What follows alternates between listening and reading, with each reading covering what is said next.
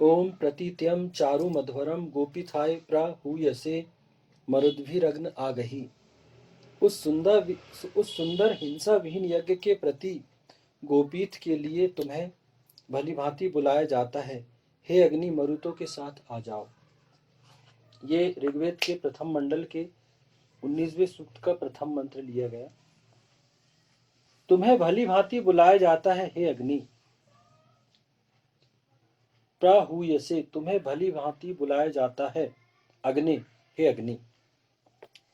हे प्रकाश की ओर ले जाने वाले, हमारे धर्म का प्रचार प्रसार और उसका संस्थापन करने वाले, लोगों को सृष्टि के शाश्वत तथ्यों और शाश्वत नियमों की जानकारी देने वाले, और उन्हें यह समझाने वाले कि इनके दृष्टिकोण से वे किस प्रकार अपना जीवन यापन करके आत्महित, मानवहित, जनहित और विश्वहित कर सकते हैं।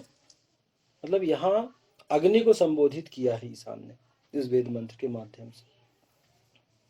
हे प्रकाश की ओर ले जाने वाले, अग्नि मतलब जिसने वेद पर आचरण करके और अपनी इंद्रियों को वश में करके जिसने अग्नित्व को प्राप्त किया है और अपने व्यक्तित्व को उसने ऐसा बनाया कि वो समाज उससे प्रकाश प्राप्त करता है।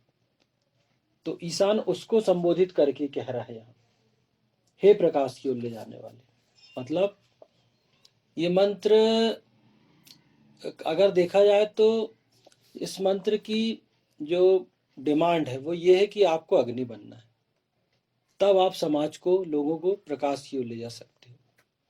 पहले आप स्वयं प्रकाशित बनिए, क्योंकि ईशान ने जो वेद में ईशान ने बहुत सारी चीजें कोड वर्ड में उसने बातें की, अग्नि, वायु, मरुत, तो उनको संबोधित करके कहा है।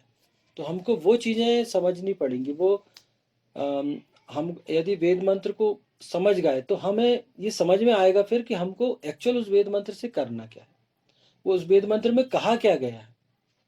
क्योंकि वेद चूंकि सृष्टि की पहली किताब है, ये सारा विश्व ये मानता है, तो कोई तो ऐसी चीज होगी उसके अंदर, कुछ तो विशेषता होगी कि जो वो पहली बुक है और उसमें लोगों के लिए गाइडेंस है। तो वो क्या गाइडेंस है, तो हमें ये समझना पड़ेगा कि वेद कोडवर्ड में बात करता है। उसने कह दिया कि अग्नि मतलब अग्नि के समान प्रकाशवान जो होगा, जैसे ईशान स्वयं अग्नि के समान प्रकाशवान है। तो ईशान कहता है कि ये वेद है भैया, ये आप हो, अब आप इसका स्वाध्याय करिए, स्तवनों में लीजिए और उन विशेषताओं को आप अपने अंदर जागृत करिए, उन विशेषताओं को अपने अंदर उत्पन्न करिए, अपनी इंद्रियों को वश में करके, अपने मन पर नियंत्रण करके और वेदानुसार जीवन यापन करके। तो बहुत सिंपल चीज है। जब हम वेद को अगर इस दृष्टिकोण से हम वेद का अध्ययन करें, पढ़ें, हमको समझ में आएगा यार कि बहुत सारी चीजें ईशान ने, कहीं बाहर जाने की जरूरत नहीं है, ईशान ने तो बहुत सारी चीजें आपको दे दी है। अब अग्नि जो है वो कोई एक गुण है जो हमको ही उत्पन्न करना है। जो उसको उत्पन्न करेगा अपने अंदर, वही उस बताए वेद में बताई गई विशेषताओं से लाभान्वित होगा। हमारे धर्म का प्रचार प्रसार और उसका संस्थापन करने वाले, लोगों को सृष्टि के शाश्वत तथ्यों और शाश्वत नियमों की जानकारी देने वाले। मतलब ईशान कहता है कि वेद को पढ़ना है और इसका प्रचार प्रसार करना है आपको समाज में आपके आसपास के वातावरण में, राज्य में, देश में और विश्व में। क्योंकि जब आप वेदों को समझेंगे तो आप दूसरों को समझा पाएंगे ना कि इसका तात्पर्य क्या होता है। ईशान ने अग्नि का क्या तात्पर्य कहा, इस वेद मंत्र से ईशान क्या कहना चाह रहा है हमसे। तो पहले हम खुद उसको समझे और हम उसका प्रचार प्रसार करें कि भैया ईशान ये कह रहा है, तो आप भी अपने अंदर उन विशेषताओं को उत्पन्न करिए ताकि विश्व लाभान्वित हो सके। क्योंकि हम देखते हैं कि ईशान ने सृष्टि इसलिए बनाया यहाँ पर कि ईशान चाहता था कि इसमें कोई ऐसा व्यक्ति हो जो इस सृष्टि का भोग करे। उसने सारे संसाधन यहाँ पर हमको उपलब्ध कराए। लेकिन हम देखते हैं इन संसाधनों का प्रयोग उपभोग वही करता है जो तेजस्वी होता है, या जो जिसके अंदर अ, अ, पौरुष होता है, पौरुषार्थ होता है, करने की क्षमता होती। वही लोग हम अपने समाज में भी देखते हैं कि वही लोग उन संसाधनों का उपयोग करते हैं, और बहुत सारा वर्ग जो है वो उनसे अछूता रह जाता है। वो सिर्फ एक उम्मीद में, एक आशा में रहता है कि यार मुझे ये चाहिए, मुझे ये प्राप्त करना है, लेकिन वो मेहनत नहीं करता। और जो प्रयास करते हैं, जो उन विशेषताओं को उत्पन्न करते हैं अपने अंदर, तो वो देखो आप, वो अपने झंडे भी गाड़ते हैं और सफलताएं भी प्राप्त करते हैं, और अपने जीवन को भी वो सफल बनाते हैं, और अपने आसपास के लोगों को, अपने परिवार को भी उससे लाभान्वित करते हैं। तो ईशान कहता है कि ऐसे लोग, इनका प्रचार प्रसार करो, वेद का प्रचार प्रसार होना चाहिए। क्योंकि वेद बहुत समाज में एक धारणा प्रचलित है कि वेद बहुत ही गूढ़ है, बहुत कठिन है। ये हमारी भाषा नहीं। समाज में ये प्रचलित है कि वेद जो है वो सामान्य जनों के लिए नहीं, पंडितों की भाषा है, पुरोहितों की भाषा है, विद्वानों के लिए है वेद। लेकिन ऐसा नहीं है। ईशान ने तो वेद सबके लिए उत्पन्न किया, क्योंकि सृष्टि संविधान है, तो उसकी जानकारी तो सभी को होनी चाहिए। फिर ईशान कहता है कि भैया, जिन्हें नहीं पता या जो नहीं जानते, तो ये जवाबदारी उनकी है जो वेदों को समझ रहे हैं, वेदों के अर्थ का जिनको भान है, जो वेदों के अर्थ कर सकते हैं। तो ईशान उनको संबोधित करके कह रहा है कि आपको वेदों का प्रचार प्रसार करना है। उनको इतने सरल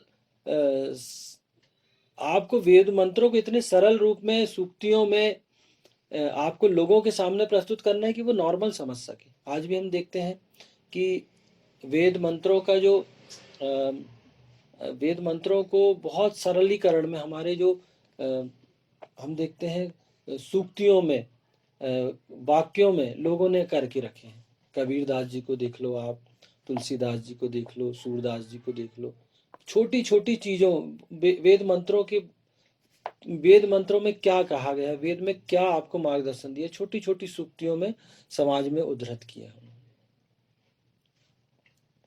तो क्योंकि उनको पता था कि समाज का एक बहुत बड़ा वर्ग रहता है, बहुत सारे लोग रहते हैं जो स्वाध्याय में रुचि जिनकी नहीं होती, जो स्वाध्याय नहीं कर पाते, या सिर्फ जो प्रवचन सुनने के आदी रहते हैं, वो कहीं ना कहीं लोगों के, वो विद्वानों को अपना आदर्श समझते हैं।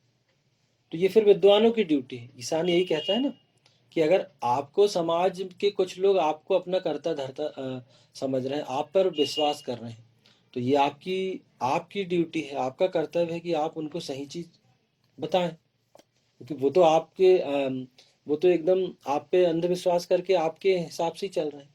आज हम देखते हैं बहुत सारे धर्म गुरु हैं, लोग तो उनको देखकर चलते हैं ना कि फलाने स्वामी जी ने ये कहा तो भैया हमको वो मानना है। हमारे फला गुरु जी हैं, उन्होंने कहा कि भैया आपको जल चढ़ाना है, बेलपत्र चढ़ाना है, आपको इतने दिन को उपवास करना है, ऐसी विधि से पूजन करना है, तो लोग वैसे करने लगते हैं। तो कहीं ना कहीं लोग आप पर निर्भर तो हैं, अग्नि पर निर्भर है।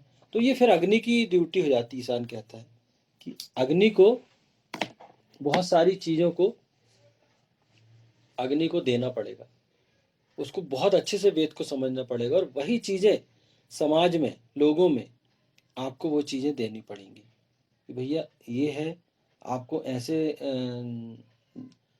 आचरण करना है, वेद ये कहता है। आपकी एक आदर्श स्थिति क्या हो, आपके आचरणों की आदर्श स्थिति क्या हो, तो वो चीजें अग्नि की जवाबदारी है। और ईशान कहता है कि आप जो हो वो लोगों को सृष्टि के शाश्वत तथ्यों और नियमों की जानकारी देने वाले हो।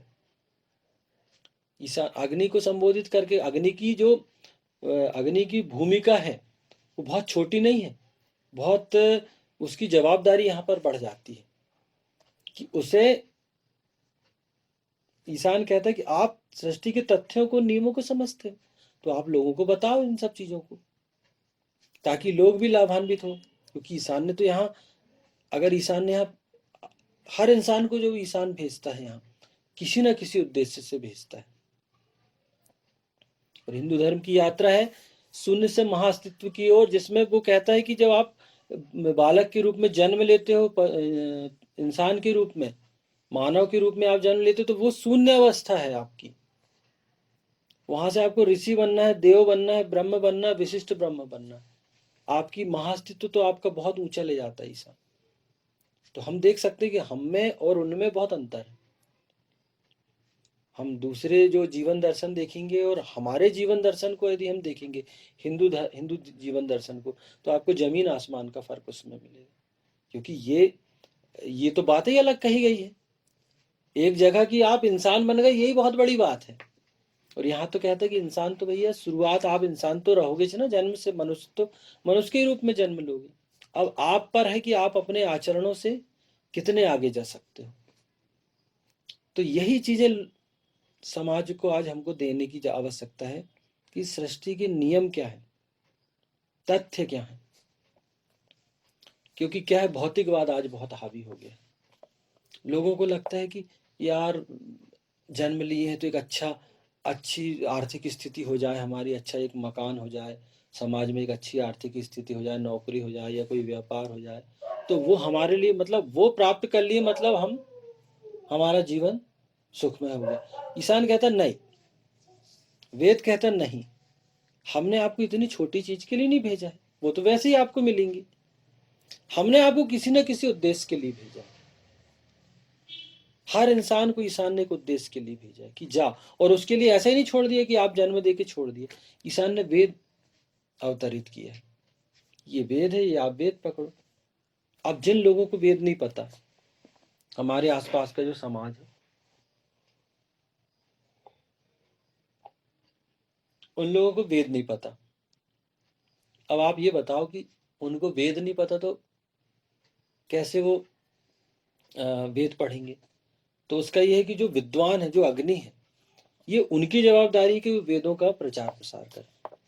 जैसे आज हम देखते हैं, आज हिंदुस्तान में यदि हम देखें तो आज पौराणिक हिंदुओं की संख्या बहुत ज़्यादा है। आप देखेंगे 80-85%, 90% तक लोग पुराणों को मानने लगे। क्यों? क्योंकि ऐसे हमारे धर्म गुरु हो गए हैं, वो उन तक पहुंचा रहे हैं। हर कोई तो पुराण नहीं पढ़ता, लेकिन पुराणों में क्या लिखा है ये वो उन तक पहुंचा रहे हैं। आज आप देखो, शिव महापुराण की महिमा है, विष्णु पुराण की महिमा है, श्रीमद् भगवद गीता की महिमा है, और भागवत होती है, उसके माध्यम से तो लोग पुराणों से परिचित हैं। उन्हीं में बहुत कम लोग रहते हैं जो अध्ययन करते हैं। तो यदि हम देखें तो यही है कि ये एक अग्नि का कर्तव्य है। जो वेद पाठी है उसका ये कर्तव्य, उसकी ड्यूटी दिनों दिन बढ़ती रहती है। और हम लोग भी कहीं ना कहीं उसी उद्देश्य को लेके काम कर रहे हैं कि हम भी वेद को ही लेके काम कर रहे हैं। हमारा भी जीवन उद्देश्य यही है कि हम वेदों को जन जन तक पहुंचाएं। क्योंकि अगर ये काम हो गया तो सृष्टि की बहुत सारी समस्याएं तो ऐसे ही हल हो जाएंगी। लेकिन क्या हो रहा है कि सबसे महत्वपूर्ण है मनुष्य, लोग मनुष्यता पर ही काम नहीं कर रहे हैं। परिवार काम नहीं करते, माता पिता काम नहीं करते, जन्म देते हैं बच्चे को, लेकिन उनको क्या लगता है कि हम उनको एक अच्छे स्कूल में पढ़ाएं और उनको सेल्फिश बनाएं कि भैया किसी से ज़्यादा आपको घुलना मिलना नहीं है, अपने एक दायरा उनका निश्चित कर देते हैं। तो उसमें क्या हो रहा है कि कहीं ना कहीं उनका निर्माण सही नहीं हो पा। और हिंदू धर्म का क्या है, व्यक्तित्व, हिंदू धर्म का एक व्यक्तित्व ही अलग है। वेदों का व्यक्तित्व, वेद से निकला हुआ व्यक्ति का व्यक्तित्व ही अलग होता है।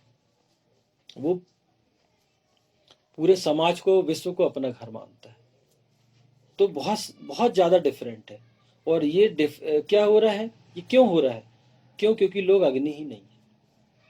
आज बहुत विश्व की बहुत सारी समस्याओं का जो कारण है वो यही है कि लोग अग्नित्व को ही प्राप्त नहीं कर रहे हैं।